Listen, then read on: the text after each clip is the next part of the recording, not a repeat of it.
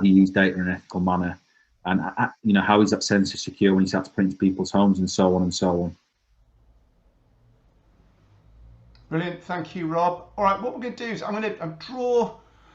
It is that topic, obviously, where 3 hours is clearly not enough, and there are a number of 3-hour sessions that are required, and I'm already sort of thinking about the topics of those. So, Rob, thank you very much. You get from me certainly a virtual round of applause. As you can see in the top, really, really useful presentation. Hopefully you can stay on for a bit longer, because I think after our next presentation we will have more of a discussion and some more questions. But yeah, I'd like to thank Rob for a really sort of insightful and interesting presentation session there.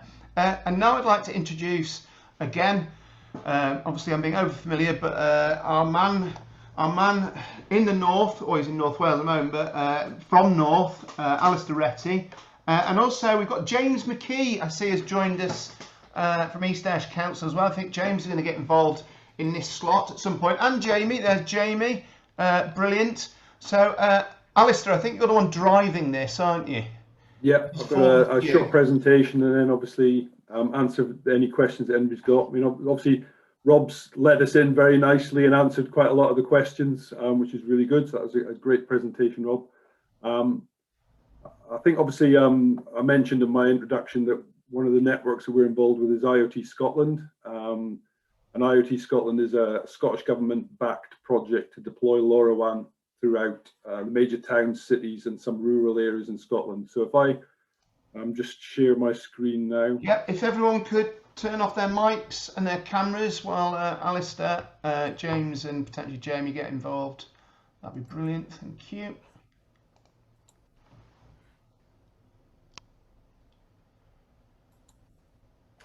So can everybody see that? Okay, yeah. I can see it. Great.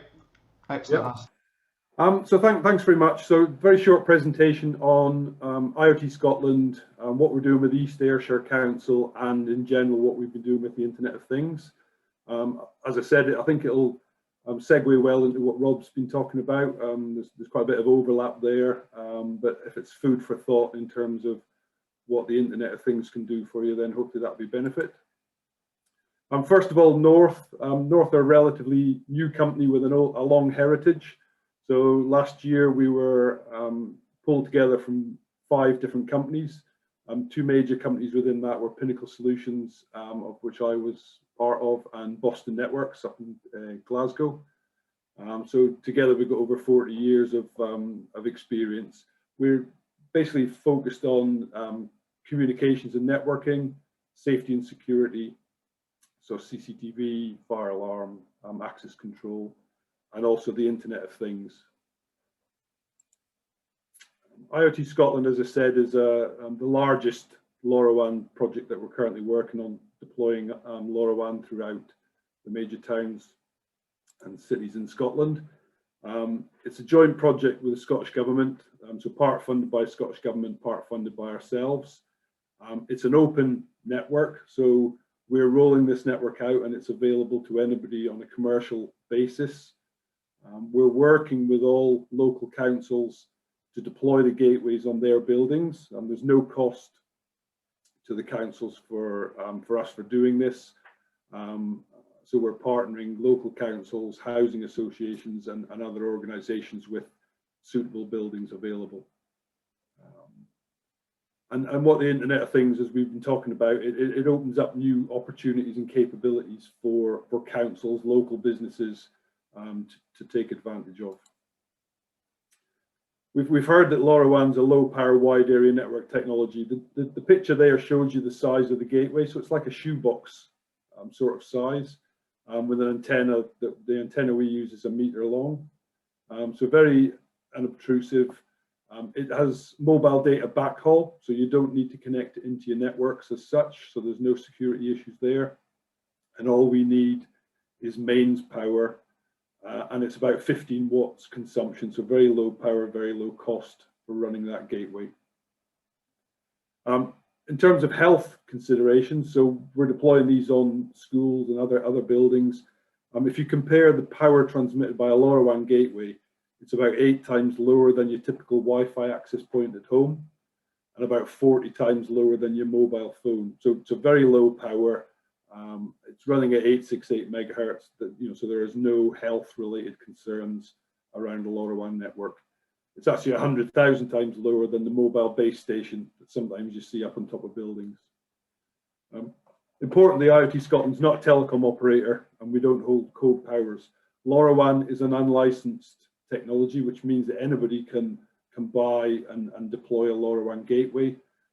We're just obviously doing this at scale and opening it up for third parties to use to deliver IoT solutions on the back of.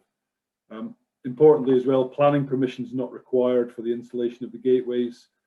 They fall under the GPD, or General Permitted Development, part of planning permission. In terms of what we're doing in Scotland, and specifically in East Ayrshire. So Scotland, we've engaged with all 32 councils, and we've done surveys across most of those to date. We're probably rolled out in around half of the councils within Scotland. And obviously, during the year that we've had, there have been some challenges and delays. Some councils, it's not been a challenge. They've opened up their buildings and let us come and install the solutions because there's nobody in those and there's nobody working. Other ones have been a little bit more cautious, but in general, we're still carrying on as normal, doing the surveys and getting the gateways installed. As you can see here, this is the coverage we've got in East Ayrshire. So we've still got a few more gateways to deploy around Kilmarnock. This is North Ayrshire over to the left, so I'm not showing any coverage that we've got here, purely showing what we have currently in East Ayrshire. And this is, the actual coverage that you get depends on the topography of the land. So typically, you would always want to deploy a gateway as high as possible. So if there is a block of flats, you'll put it on the top of the block of flats. If there is a hillside, then you will choose to put it up on top of that hillside, and therefore you can actually extend the coverage down across the area. LoRaWAN isn't magic. It's a bit like your mobile phone signal. If there are buildings or are hills in the way, the signal will be degraded and not get through. But we've actually got examples of deploying this in towns and cities as we've got here. We're also in discussions with Cairngorm National Park and Loch Lomond and Trossachs National Park. Again, the terrain around those areas is quite challenging, but there are solutions and benefits for deploying LoRaWAN within those rural areas as well. With regards to the Internet of Things, Nick, the Internet of Things is nothing new. It's basically telemetry, which has been around for a long while. The thing that makes it different, one is the name, IoT. It's a buzzword and it's fresh in here now. But actually, one of the other differences is the range of low power wide area network technologies that are now available. So LoRaWAN is one of those. It is open, and it's important to stress about it being open. What that means is lots of companies can develop sensors that work on a LoRaWAN network, and they will then or should then work on anybody else's LoRaWAN network that's available there. Another alternative is Sigfox. That is a private company, and that's rolled out, more prevalent in Europe, although there is significant coverage in the UK as well. And coming up at the rear, we've got the mobile network operators offering their narrowband IoT or LTE. Generally, Vodafone is doing narrowband IoT, although EE are also starting to offer that, and O2 are doing LTE. Both of those technologies are not really there yet in terms of coverage, and they're not as good on sensor battery life as LoRaWAN or Sigfox. There's a wide range of sensors available. As I said, because it's an open standard, we're getting lots of startups developing and designing sensors, which is a good and a bad thing. It's good that you've got lots of choice and opportunity for sensors you can use. It's bad because quite often they won't deliver what they actually say on the box. So you have to pick through it and select sensor manufacturers that you can trust. Some of the larger players are now also deploying LoRaWAN enabled sensors. But sometimes they're a bit behind the small startups. Battery technologies, as Rob said, We're looking at 5 years as probably the minimum that you should look for, ranging up to 10 years plus. Typically, those sensors will be powering up every 15 minutes, half an hour or an hour, measuring what they're meant to measure, transmitting it, and then going back into a deep sleep. So you wouldn't want a sensor that lasted for 6 months or a year if you were deploying hundreds of thousands of these. So it's quite important that they last for 5-10 years plus. And all of this coming together enables a corny phrase that Cisco, I think, coined, the art of the possible. But that's exactly what it is. Somebody selling you an IoT solution shouldn't be pushing technology at you. You need to understand what the problem is, what it is that you want to solve. What is it that if you got this extra data would make you do something that you couldn't do before, or do it more efficiently, or do it cheaper? So it's always start with the problem, not the technology. This is probably a slide that you've seen before. As I said, you should start here. What is the specific actionable problem or question that you'd like to solve or answer? And then look at how it would be different if you could do it. And then leading through into looking at how technology can actually deliver that for you. So it's very important. If somebody's coming up and pushing sensors in your face and telling you that actually this is the solution you want, go back and ask the question about what is the specific problem that you're looking to address, and then apply technology for it. We talked a little bit earlier about what LoRaWAN is. So it's an open standard technology, which is important. It's very low bandwidth, so you're not going to make a phone call over it, connect to the internet, or send video. So you're talking about 250 bits per second up to 11 kilobits per second. It's even slower than the old modems that used to connect to the internet, if anybody's old enough to remember those. Distance covered, it can be up to 15 kilometers or further line of sight. But obviously, if you're in an urban environment and the signal has to go through buildings or through obstructions, then that can be a lot less. Typically, we're seeing if you get good building coverage within an urban environment, you can get a kilometer or two from a gateway. And it has got full end-to-end security. So with LoRaWAN, you configure some keys, security keys on that sensor, and it encrypts the data with 128-bit encryption keys. Actually does it twice, so it encrypts the data payload, makes a LoRaWAN packet, encrypts that, and then sends it across the network. So actually it's fully encrypted when it pops out at your application servers at the other end. A couple of slides just to go through some of the solutions that we've developed and we've delivered to customers. We develop our own end solutions, but we also integrate third-party solutions that other providers have already developed.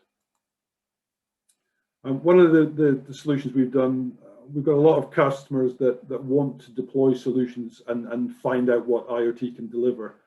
So what we did to help that is we've developed our own IoT platform that basically, in the first instance, acts as what we call a data enablement platform. So this allows you to deploy your sensors. We will gather the data back over the LoRaWAN network. We will decode that sensor data and we will store it in a time-based database. We then make that data available to you or your third-party data analytics platforms to pull the data out through our API and process it and make decisions based on that. So that's becoming very popular where you already have an existing system and you don't want another screen or another application to deal with. So we will identify sensors, deploy them, pull that data in, store it, and make it securely available through an API to your existing systems. What we've then done with the platform for clients that actually have specific applications that they want us to develop, we can actually develop applications on top of that platform. And it actually simplifies the application development because we have that core platform in place. Some of the current applications that we've developed, we've got air quality monitoring for inside a building or external. We have a social housing solution for damp and mold. There's quite a lot of companies out there now offering these solutions where you can monitor temperature and humidity and work out if the conditions inside a house is conducive to damp and mold.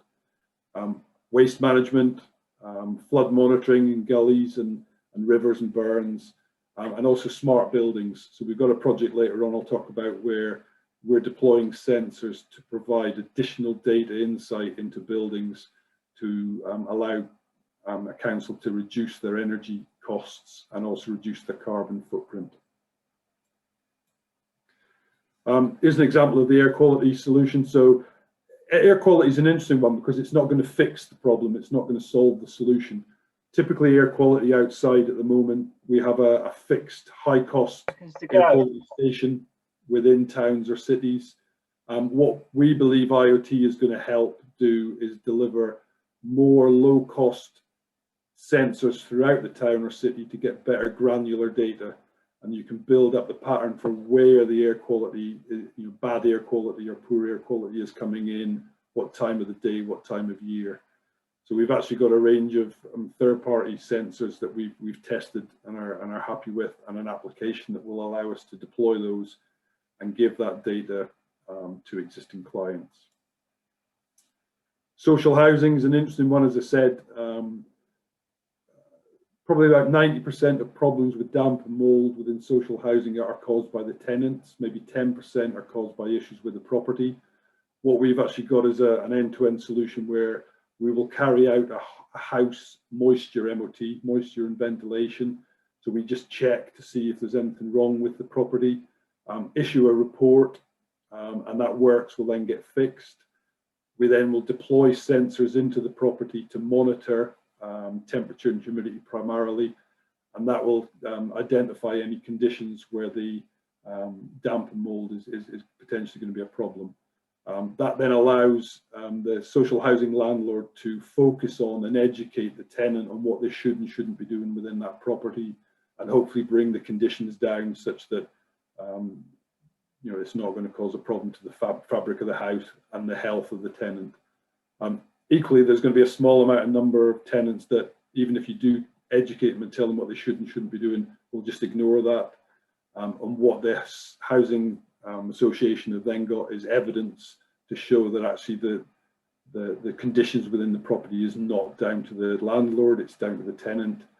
And that's quite important, as there's some new legislation that actually was delayed because of COVID that is going to get rolled out, which is fitness for habitation, where the landlord will actually get fined heavily if the conditions in the property are not up to standards. And there's a bit of a perverse thing there where actually the conditions in the property is down to what the tenant is doing, but actually the landlord is going to get penalised and fined for that. So having a detailed system like this allows the landlord to identify where there are issues and to help resolve them where available. Waste management is one that has been talked about earlier and is very useful and interesting. You obviously put a bin sensor into the bins to measure the level within them of waste, and then you can actually use that to work out which route you should take for emptying the bins, work out which bins don't need to be picked up on the regular once a week route or once a day route.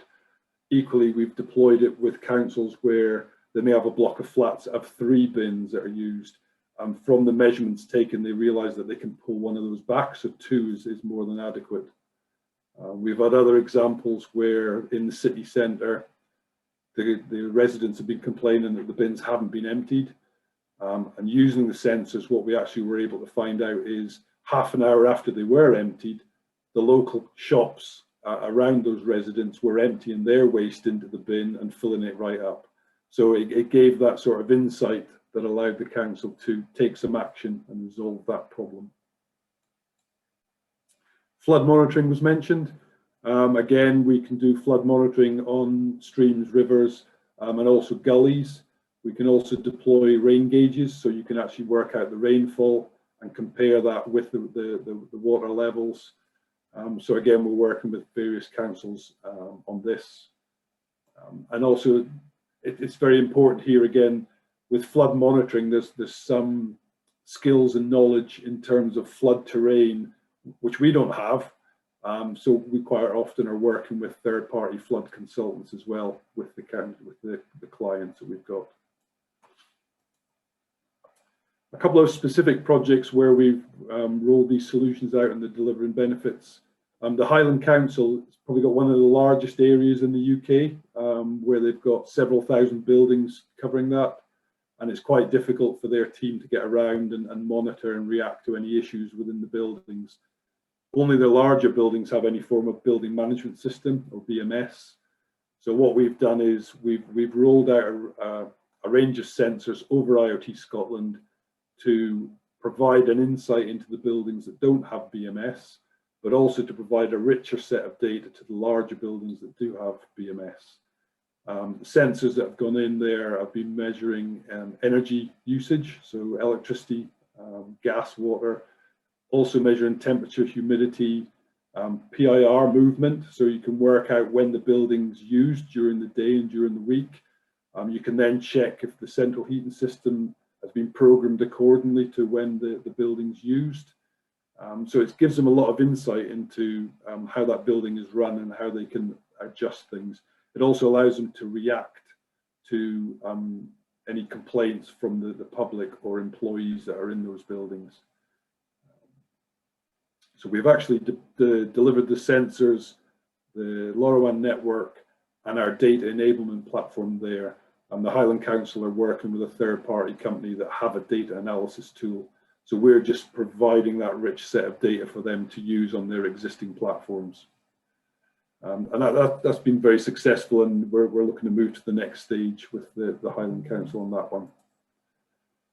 Intelligent street lighting. So a question earlier was what do you think is the sort of de facto IoT solution? Now it's only relevant if you haven't upgraded your street lights to LEDs, or if you haven't already selected another technology for intelligent street lighting. But if you think about it, your street lights cover the complete city or town area. So by putting a network in place to provide street lighting, intelligent street lighting, you've got a network that covers your town or city. And there you can then easily roll out waste management, flood monitoring, social care, IoT solutions, because the network is there and the coverage is there. We've rolled out intelligent street lighting within Aberdeen. They've got a total of 35,000 lights. We've deployed 17 gateways around Aberdeen City, and that provides coverage to all those lights. We're currently rolling about 20,000 of those to date, and continue to roll out. It's a complementary solution to an LED replacement program. So if you replace the old sodium lights with LEDs, you're probably going to get around 45 to 50% savings on your power and energy usage, which in Aberdeen's case is about £1 million saving a year. By putting intelligence on top of that, it allows them to get real-time billing. So they actually get real-time billing from each of the lamps. Typically what's happened is you have a spreadsheet and you know that it's a 30 or a 40 watt lamp, and that goes in a spreadsheet and works out what the bill is. If you put some intelligence on those lighting nodes, you actually get real-time consumption figures, and therefore you primarily will make an additional saving on the back of that. You can also implement dimming profiles and calendars. So for part-time 20 signals outside schools, or for dimming the lights at maybe 3 or 4 in the morning to actually, again, the light is still adequate, but you're actually making additional savings by reducing the power slightly. So we're working on that one with a company called Lucy Zodian, so a Yorkshire-based company, and we're just in the throes of rolling the network out around Bradford to support an intelligent license solution being installed by Amy. So as I said, 17 LoRaWAN gateways. One of the other things that you can get with the solution here is it also monitors how upright the lighting columns are.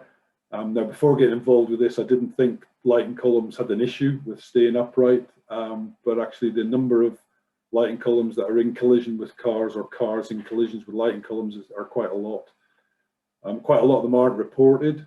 So by getting a real-time alert that there has been a collision, if you've got a CCTV system in the area, you can actually then home in and see who was involved with that accident. But more importantly, you can then send out people to go and check that the lighting column isn't a danger and isn't going to fall over. It also removes nighttime patrols. So typically for legacy lighting systems, you would travel out at night and go round the streets and check which lights were out, or alternatively, you waited until the public told you that some lights were out. And with an intelligent lighting system, you can actually get real-time feedback on each of the lights on whether they're working or not. And if mains power goes out for the lights, the node has the ability to have a last gasp transmission and tell you that actually I'm not working and it's due to the power failure rather than any other fault. So there's a lot more efficiency in the maintenance of the lighting system. And smart parking is another one that is of a lot of interest. You would deploy in-ground sensors to monitor parking spaces. They would typically connect over LoRaWAN, but can connect over a range of other technologies. Equally, you can deploy fixed cameras with a wide-angle lens, and they can look at a set of parking spaces and calculate which are used and which aren't. And then these tie back into systems which will give guidance to users to where spaces are free, allow them to make payment via their phones. It will provide the council with ideas of where to do any enforcement, so where people have parked and they haven't bought a ticket, or where tickets have run out. But equally, it will also provide you with that rich analytics to work out about predictions on car parks, and to look at any changes that you've made to the road management and to see what the effect has been on the parking side of things, and also to provide access to digital signage for directing people to where the parking spots are. So that's a quick overview, I think, of what the typical sorts of solutions are that we've developed and deployed. I think, as I said, the main thing to take away from this is LoRaWAN is an open access network. Anybody offering you LoRaWAN, it should be open and allow you to use whoever's solution on that. And always think about what is the challenge you're trying to overcome.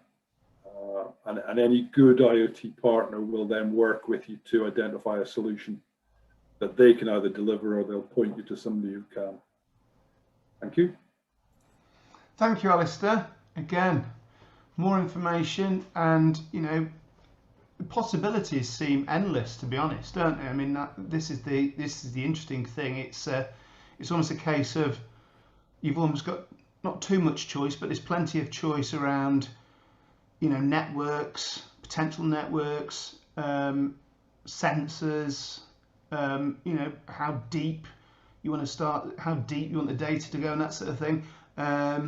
James McKee at East Ayrshire.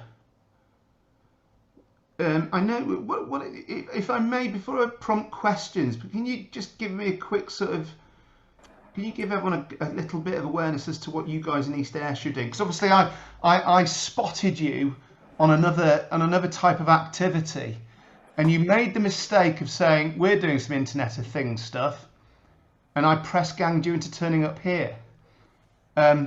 So it'd be churlish of me not to make you at least give us a little bit of insight into what East Ayrshire are doing with Internet of Things. Would that be okay? Of course it is, yes, absolutely. Yeah, so it's thanks, Nick, for press ganging, volunteering, nominating. Yeah, it's good. In all seriousness, it's good to be here, and thank you for the opportunity as well to work alongside colleagues at North, Alasdair and Jamie.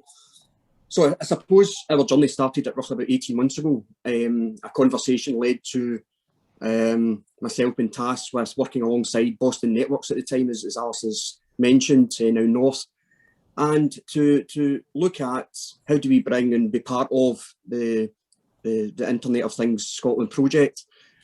We could see many benefits to the having that network and being part of it in East Ayrshire. As Alice has alluded to, East Ayrshire is a mix of urban and rural area, predominantly rural. So obviously that presents its own challenges in some ways. Initially, we identified roughly about 40 sites across East Ayrshire Council owned sites. So this was whittled down to, I think, roughly about 26 sites, and then North, their colleagues carried out various site surveys, risk assessments, method statements, etc., that satisfied across all our services, our legal, our health and safety, etc. So it's been really seamless process. as Alasdair alluded to as well, around fears of relating to health, etc. So there were some concerns. You know, as the IoT network, is it the same as 5G? Does it bring, you know, X concerns to, particularly within schools and to pupils? And very quickly we were able to reassure the head teachers and everyone that no, this isn't. It's long range, low powered, you know, Wi-Fi or network. It's nothing like 5G. And on average, I think it costs, correct me if I'm wrong, roughly between £15 and £20 per year to power one of these things. So, you know, it was reassuring to them, and it allowed us to proceed with what was happening. In terms of the coverage, Alasdair showed you the map. So what we're looking at is roughly between, I think, 75% and 80% coverage across East Ayrshire. Myself being a perfectionist, I wanted it closer to 95 to 100%. However, we soon discovered that the areas that weren't covered or wouldn't be covered by the network were predominantly hills, or there'd be one farm, one man and the sheep. So it wouldn't be cost effective to put a mast or deploy a gateway in those particular areas. However, what we did find was, as other councils, other local authorities are onboarded to the IoT Scotland project, there's natural bleed signal from their areas. So even though we're sitting at 75-80% just now, that could potentially increase as a result of neighbouring authorities, and likewise our signal could bleed into their authority, which is good. I suppose for the benefit side, we see there's huge benefits both for our businesses and our communities. We've already heard about, you know, from Alasdair and others around the benefits. However, I'll speak a wee bit about the benefits for our communities in a moment, around social housing, around, you know, smart sensors, etc. What we also felt was that there could be interest in stimulating economic activity, you know, from businesses coming to the area. So we are about 25 miles south of Glasgow. You know, to have this as part of a sort of profile, you know, why would a business want to come to East Ayrshire? Well, here's what it's got to offer, you know, in terms of our rates or rent, or we've got an IoT network in the area that you can link in through north, etc. So it builds up a nice picture. And what it also does is it stimulates that innovation and mindset and innovation culture throughout both businesses, through the council, using the smart technology and smart sensors. So what could the council use the IoT network for? And Alasdair's, I think, possibly seen my notes here, because we covered quite a lot of them, Alasdair, which is great. So we've got, we're quite prone to flooding in East Ayrshire, in some parts of East Ayrshire. So we've got flood monitor detectors, which are sensors that use onboard GSM SIM cards. So that could potentially be a use using IoT to put a sensor there when it gets to a certain level. You know, it pings data, real-time data, to our control centre to say, be prepared, take action, etc., etc. We could also look at measuring the air quality, and you touched on that again, Alasdair. So that could potentially be outside of schools. So are there particular times of the day, drop-offs, for example, in the morning, in the afternoon, that the air quality reduces? You know, as a result of cars, and then you can link that into active travel, walking, cycling, etc. Any projects around that. We could look at, you know, and think in Sweden or Norway, they use IoT as part of their smart roads infrastructure, as their ways to tell the temperature of the roads, that they can then feed back, so that it's that prevention and early intervention approach that's used. We could also look at using it for the usage of our offices, our buildings. We spoke about in terms of social housing. So when I say about the community, so what benefits to the community? Well, you could have smart street lights. You could have, you know, smart bins within social housing. You could look at the dampness, the moulds, etc., etc. So it's all got benefits, or could have benefits for our communities. And also we could potentially look at, I know there was a question and discussion earlier on around the use of sensor technology, etc., within our health and social care setting. I think it was yourself, Samantha. And that could be another area that we could look at, because there's already potentially sensors deployed using Wi-Fi, I think, within our health and social care. And using IoT, you could put a sensor. So if wee Jimmy gets up every night routinely, 2 o'clock in the morning to go to the loo, and one morning or during the night that doesn't happen, you could use that real-time data to say wee Jimmy's not actually got out. You could look at it for oxygen levels, etc., so that you're getting in there early rather than waiting until the next day. As I say, I'll have to caveat all that with we're very much at the start of our IoT journey. First thing is, having that partnership and working alongside, which has been fantastic with North, with Jamie and the team. But certainly excited to see what it brings, for the future. And just it's just stimulating that innovation right across the sector. I've got, well, I'm going to open up to questions. So I've got a quick question just to maybe get things going. So, and I guess this is to both of you, both Alasdair and James and Jamie, because obviously Jamie, you sort of with the IoT Scotland project coordinator from North. So East Ayrshire, you're getting that infrastructure and a network in place. And then obviously, you've got all these different opportunities. And we've heard today with the talk about sort of the data's got to come in, but then, how will you manage that data? So what systems are going to manage it? Because obviously we've identified that the data potentially comes in, but it goes to different parts of the organisation, and it might be managed in a different way and go into different systems. How does that all work? So if I start, probably, and then James can do it. So when we're running an IoT Scotland network, the data isn't ours. So we're carrying that data on behalf of our customers. Yep. Yeah. So if the customer has contracted with a third party that has a complete solution, all we're doing is transferring that data. We will have tagged that data to be a waste management application, for instance. So when that data comes in, we check each packet and say, yep, that is a registered sensor, and okay, that's East Ayrshire's waste management. We would then direct that down to the relevant application servers that decode and use that sensor data. So that's number one. It's not our data, and we will pass that on. Yeah. If it's us and our application that's being provided for the customer, we do the same. We take that sensor data, we pass it through the network, we check if it's a registered device or not, and then we'll pass it down to our cloud servers. And at that point, what we do is we have a dedicated instance per client. So there's no sharing of data, no chance that data can be merged between the two. And we will actually store that data into that dedicated instance, which is on Amazon Web Services, and it's secure access. Yeah. GDPR will have been discussed and looked at. Quite often the data is not going to be identify individuals, but it could be attached to other bits of data that could identify an individual.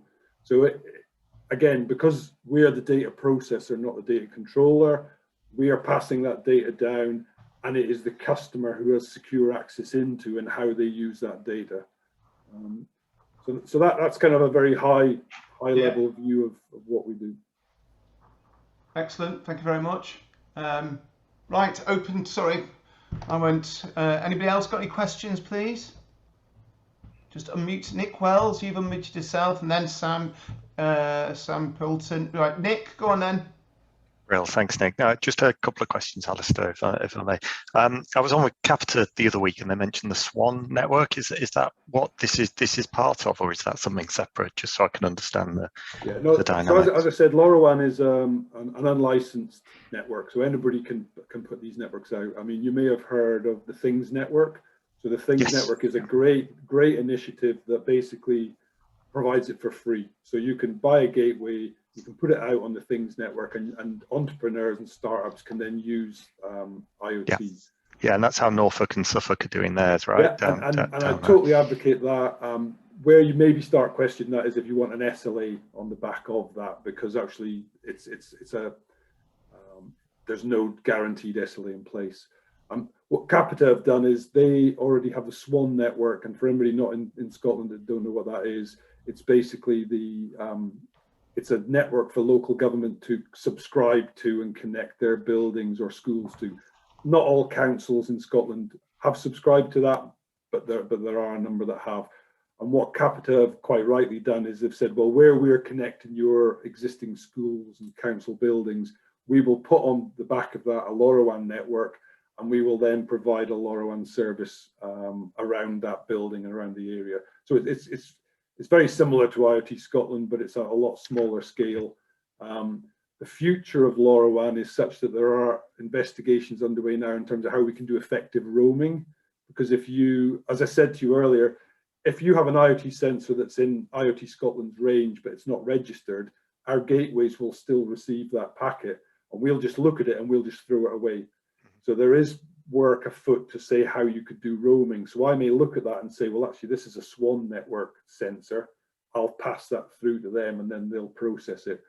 We're at the sort of early stages of that evolution, but that's the way it will go. So Capita are a similar network to ours, based around their sort of council network that they've got. Yeah, that helps. I wasn't clear if you were part of that program or you were one of the other things just to kind of mention is, so as you say, there's a lot of forward-thinking councils. So I think Suffolk and Norfolk have deployed county-wide networks in place. One of the changes that we're seeing is we're seeing councils wanting to deploy gateways that can have 2 radios in them. And the benefit of having 2 radios is you can have one which goes to the Things network and supports these startups and entrepreneurs, and your second radio can be to this SLA-based LoRaWAN network service. So we've got an Orbi-wise LoRaWAN network server and a Kerlink one, and that's from the 2 different companies that came together. So both are carrier-class LNS services, and we're starting to work with councils now that want to put these dual radio ones in place. Yeah. So it ticks the box of open access and anybody can join it, and you're sharing that capability. And they've also got an SLA based one. Yeah, that's a big piece of our strategy going forward is to have that availability of the network for local, I don't want to call them hobbyists, but or entrepreneurs or businesses that want to use the network as well for economic development reasons, etc., and digitization skills. And just another question for me. This one's a bit more based, I think, maybe for James and the guys at Ayrshire. Is you mentioned lots and lots of sensors, different use cases, etc. And I think it comes back to what Rob was saying before. You get all of this data, but then are you experiencing that the difficulty is then now you're surfacing all this data? It's how operationally do you handle this sudden influx of data and getting the value from it? Have you got any insight into that at all? So what I would say is that in my discussion, it was what could we use it for in East Ayrshire Council or at East Ayrshire Council. We've not actually deployed any of those through the IoT network. So in terms of, we're not receiving any data at all because we don't have any sensors through the IoT Scotland. It's just those were examples of where we could potentially, deploy sensor technology linking into the IoT network. So no, unfortunately, we don't have the data. As I said, we're right at the start of our journey in terms of IoT, looking at it and looking where we could potentially deploy things. James, that's helpful. But Alasdair, have you got anything? Yeah, no. So from experience, we've had a lot of people think one pane of glass is the way forward, but actually, I'm not really sure whether that's actually the right way to do it. The philosophy we've got is if a customer's already got an application or a data analytics platform or something that's already providing them with that service, and if they've invested in it, why have a separate one that they're going to have to look onto? So we very much are about providing an API that's very open and that they can pull that data into. So that's number one that's come about, because when we started this, we thought we would write a nice application that gives them map and location, but if it doesn't give them anything and it just means that they have to switch between platforms, what's the benefit? So that's kind of primarily where we found it. It's what is it that the customer is trying to do? Now, on the flip side, there are some areas where we've innovated. So our social housing, we talked about the MOT and then deploying sensors. So that wasn't available. So what we've done is we have combined that 2 elements of the solution together. The data is still available via an API, but it actually provides a richer insight. So for some of our customers, they like that. So I think it's mix and match.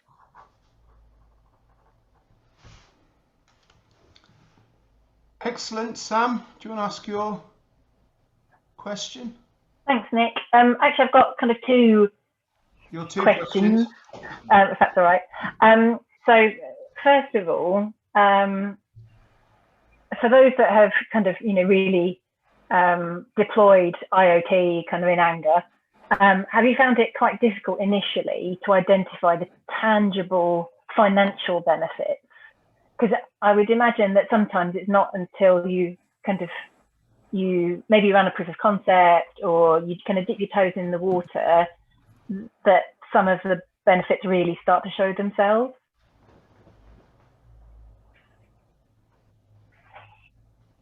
Who's that to, Sam? Is that to Alasdair?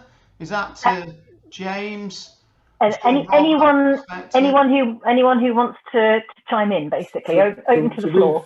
Alasdair first. What we've found is social housing is a great one where the problem is there, but actually really, and I won't name any names here, but most councils or housing associations know they have a problem.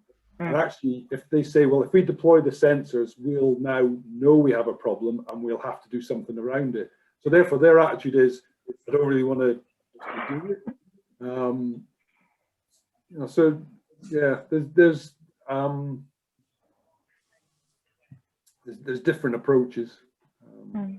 I mean, a lot of the projects, the IoT, deployments have been around achieving savings, for example. Yep. But at the moment, I'm struggling to wrap my head around how any organisation identifies what the savings could be until they have kind of partially deployed it. So you almost have to have that invest to save, but trying to identify what the level of savings could be. Yeah.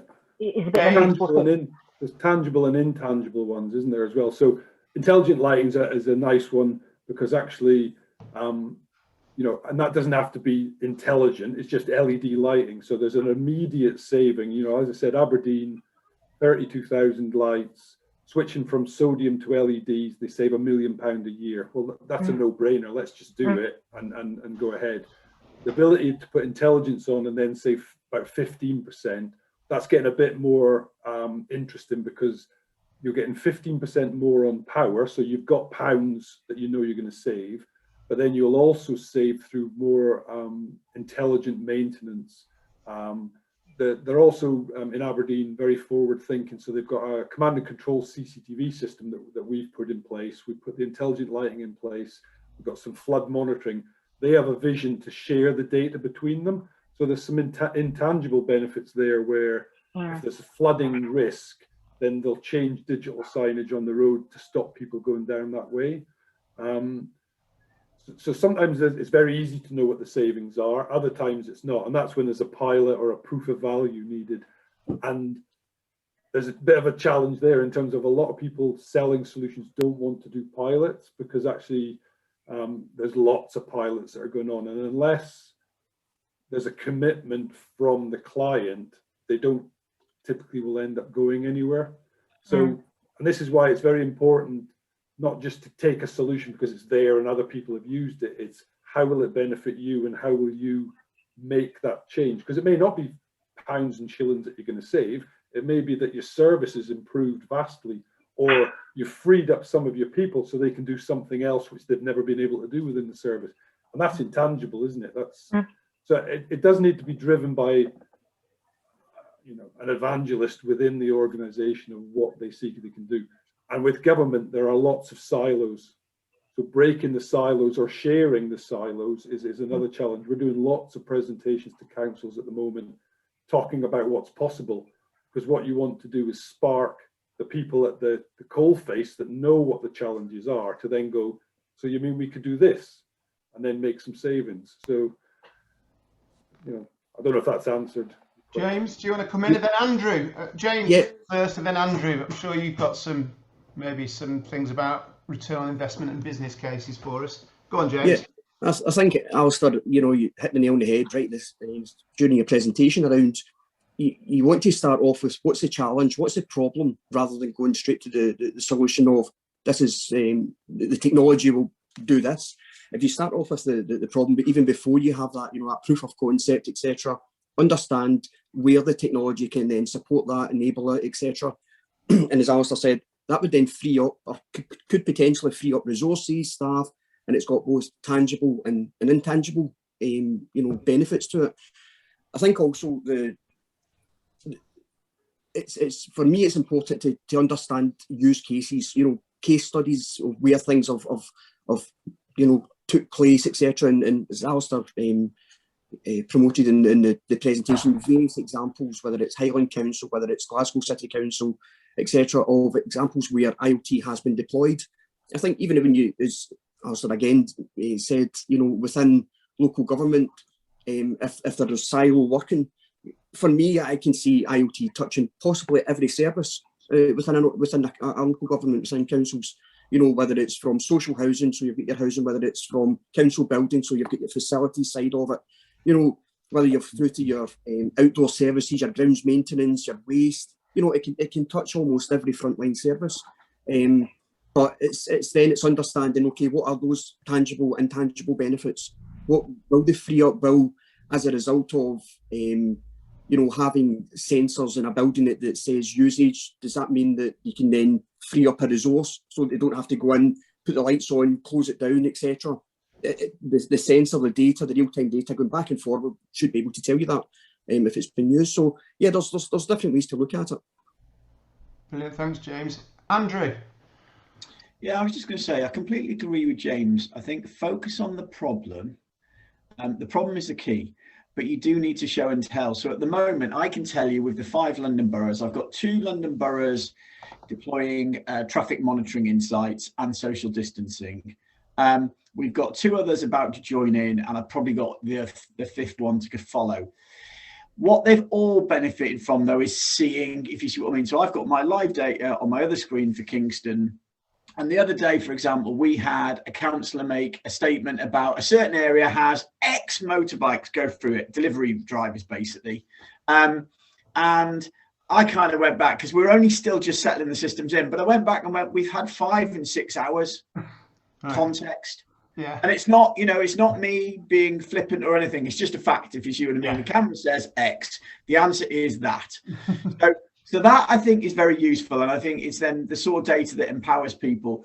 What I would say, and I can speak more clearly on it in terms of exposure in the Northeast, if you can get the right sensors in people's homes, the power of the data is phenomenal. Suddenly the resident gains a voice. It is not that they are spoken on behalf of, if you see what I mean. They need someone to get them dressed. They need X meals. I've got numerous examples I can talk about really well, where actually the carers turn up at 9 a.m. to dress the person and feed the person. But the sensors say they got up at 7:30. They've done all that. They've cooked a breakfast at 8:15. There's not a problem. What they wanted was someone to talk to. And actually then it's a different solution. We also have an app that allows carers and loved ones to effectively see front doors are closed. The resident is in bed. Going back to, I think someone mentioned it, you know, we politely had sensors in bedrooms, bathrooms, kitchen and lounge. And we were looking at percentage of times in those rooms. And again, linked to water intake and other things. And we could see in mid-November, residents' behaviours changing. They were staying probably 60% of the day normally in their lounge, with 60% of the day in the bedroom. So we were like, they're getting cold. They might not be willing to talk about it. Let's get the right team involved. And only last week in a new deployment, that's 2 weeks old in Sutton, we've got 6 out of 80 residents that are showing signs of fuel poverty. Temperature is 6 degrees consistently in their properties, and it was -3 on that particular time outside, if you see what I mean. And all the other comparable residents in the same block are at 18 to 24, basically. So you can start to see that you've got issues. And I would say, think of your problems, but almost try and wangle the small things that are hooks to get something else in.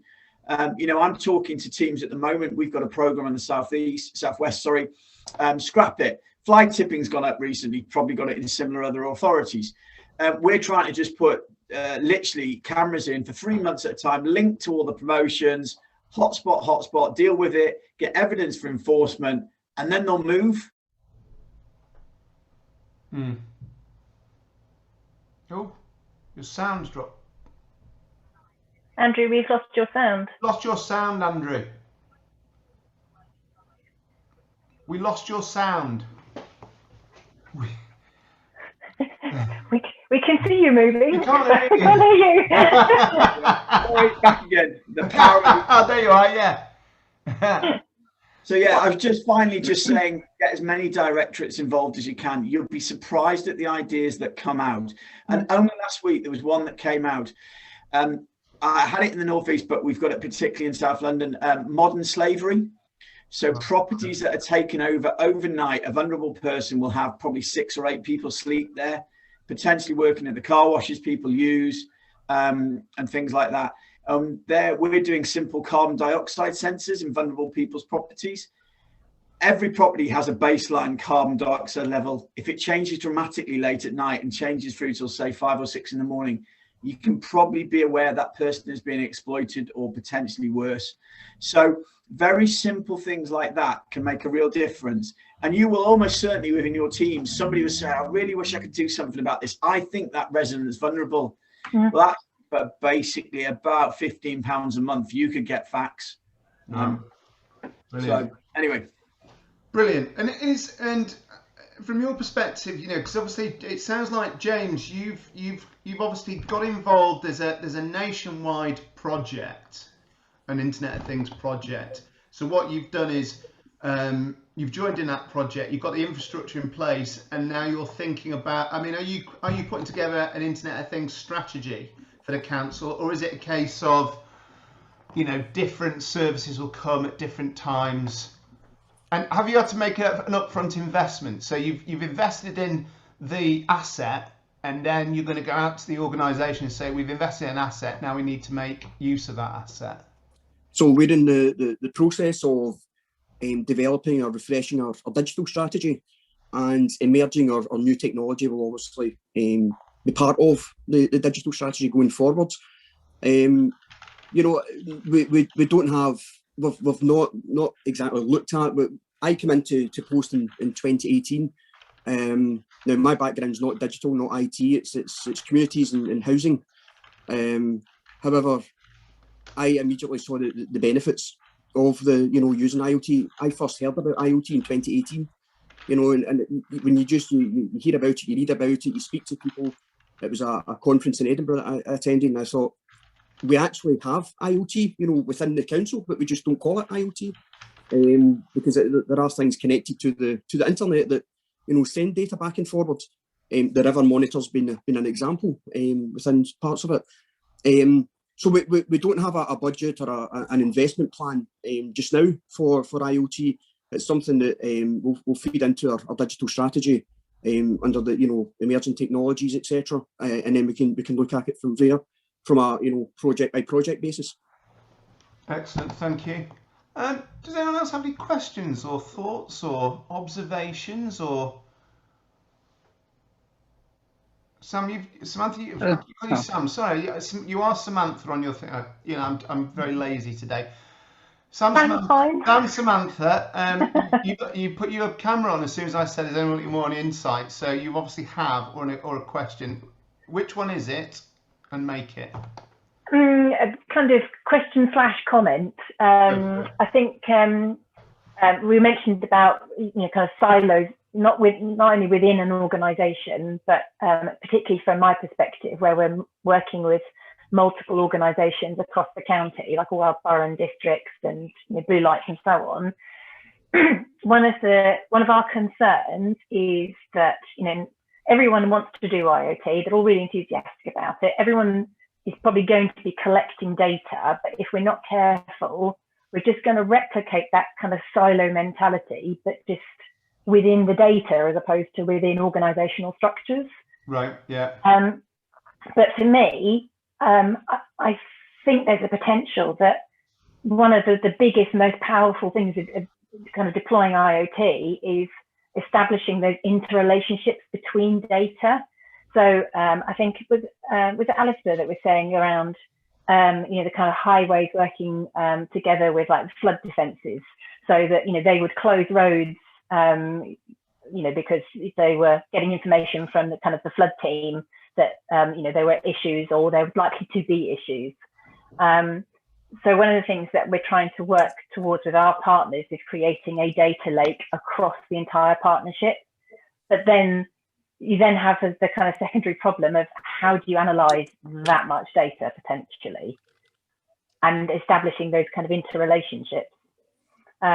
So again, kind of open to the floor. I mean, James, I don't know how much you've been able to look at those different data sets and establish if there's actually kind of relationships between those different data sets or not. So no, I haven't, as I say, because we've not deployed IoT sensors, devices, etc., the technology, etc. However, what I can say is that we have a community planning partnership which brings together the police, health, college, council, etc., all our community planning partners. The review of our community plan, our 3-yearly review, is underway just now, and we're talks, you know, in terms of the data element of it. It's what could be done with that data. We've just heard that, you know, a moment or two ago around, I think it was Andy that said, you know, around the potential sensors in people's houses. So not only does that affect, you know, council, it could affect because of, and it could it could potentially, you know, save people's lives. Because if you've got, if it links in, if it's that sensor technology that you can tell in terms of the air quality or the oxygen levels, or someone getting up, it links into the police, the ambulance, council, health and social care, you know, so it could have huge, you know, potential, but it's just understanding, you know, the risks, the benefits, opportunities, etc., that those present. Before I bring Mr. Mike Ward in, Andrew, do you want to, because obviously you're managing a number of different London boroughs. What's your sort of perspective on this this data issue? I think what we are working together very strongly on at the moment, we are sharing the data as published by the manufacturer in their portals, okay? We are not worried about trying to collate it all together and make the greater good at the moment. What we're trying to do is get multiple use cases, multiple weather feeds and other things in, and then start to share. So we want it to be shown in whatever the manufacturer says is their preferred portfolio, you know, and then take it from there. So we are not overcomplicating it on purpose, because we just think otherwise people are going to go into rabbit holes and get completely lost. We want them to see the best traffic data. We want them to see the data about residents. Are they well? Are they not well, etc. What's happening with our floods and gullies? You know, all that stuff, and then we'll start to see if we can get a big picture. Brilliant. Thank you. Excellent. Mike Ward, go on. What's your...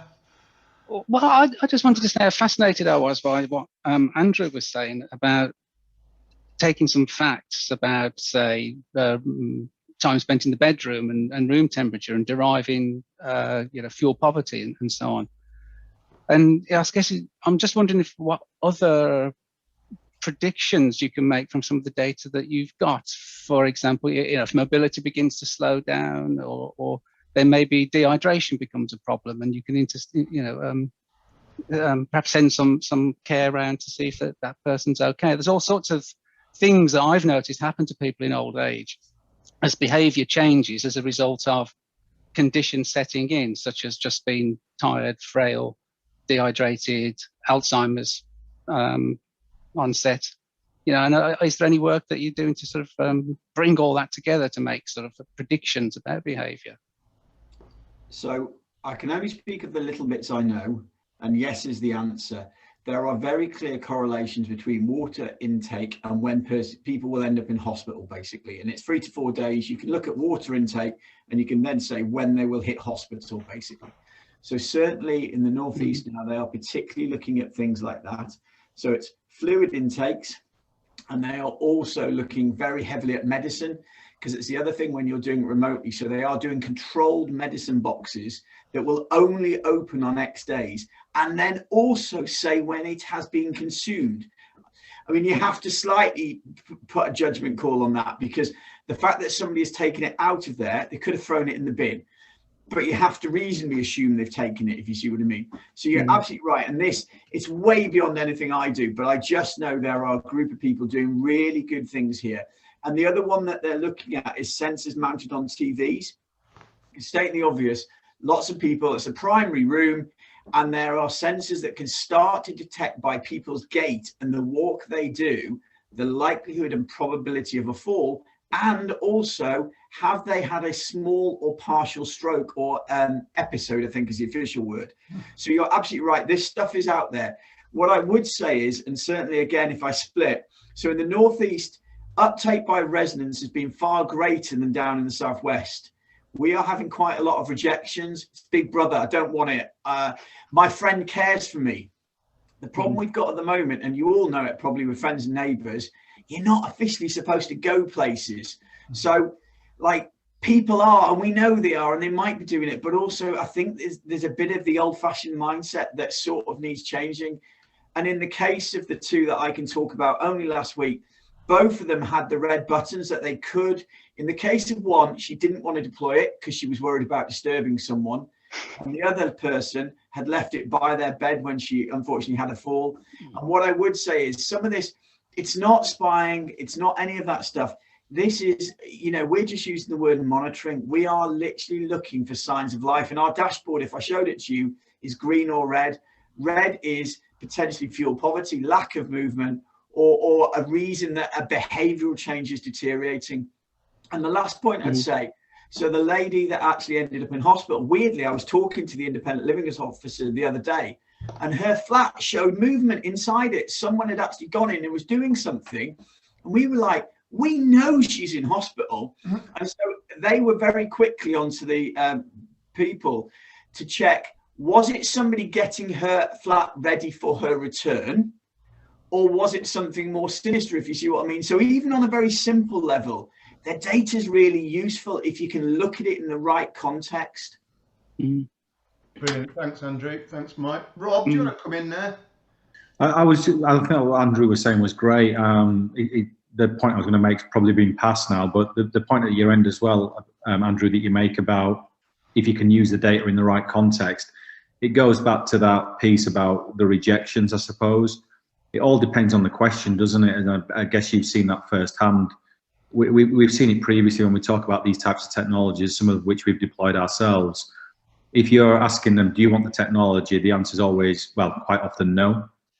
If the question is more rounded, knowing the individual and put across by the right person, which is, this is your health, this is where your pathway is leading to, this is what could happen, but we could help you live independently for a bit longer with some of this, it switches to a yes very quickly in our experience.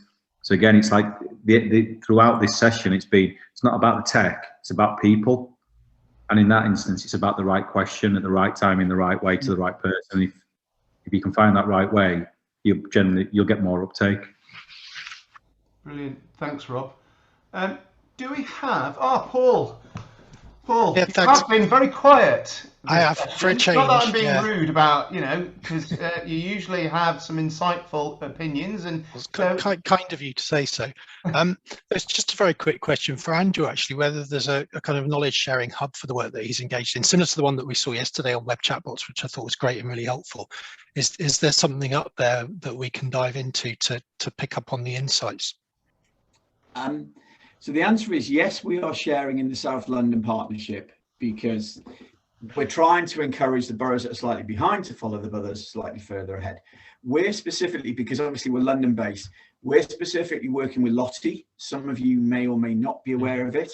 So any material that we have publicly available will go via Lottie or on our website. And I would also, I'd say, I think it's worth everyone having a look at Lottie. They have got some fantastic material, so it's not personally involved in me, but I've used it for other purposes. Certainly the Royal Borough of Greenwich and Brent have done an awful lot of work, and they've been very clear and sharing as well. So anyone who's wanting to nosy, have a look at that type of source, please. And Lottie is literally L-O-T-I, sorry, just to be clear. Yeah, brilliant. Yeah, I'll send some, I've got a few links for Lottie,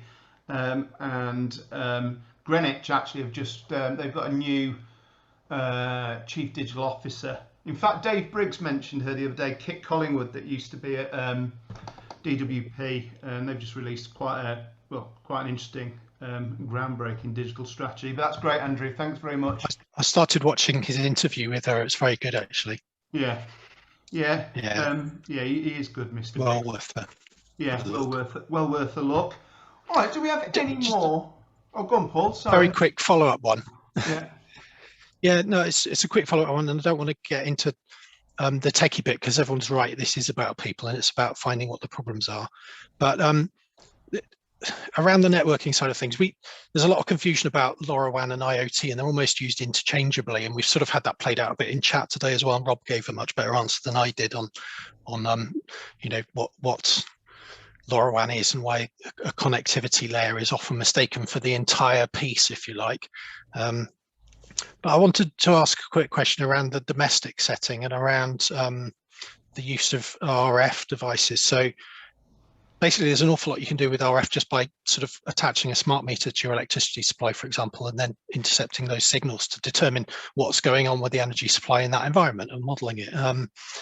You can switch lights on based on a sensor, or switch smart plugs depending on a PIR picking up a signal and so on.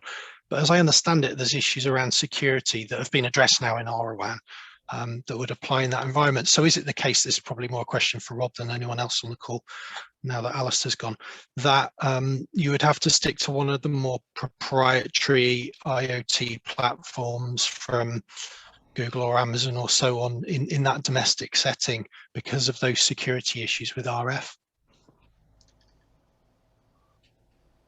Paul, I thought we got all the way through to the end without somebody posing a question that was really too difficult to answer. So thank you. I'm sorry. I'd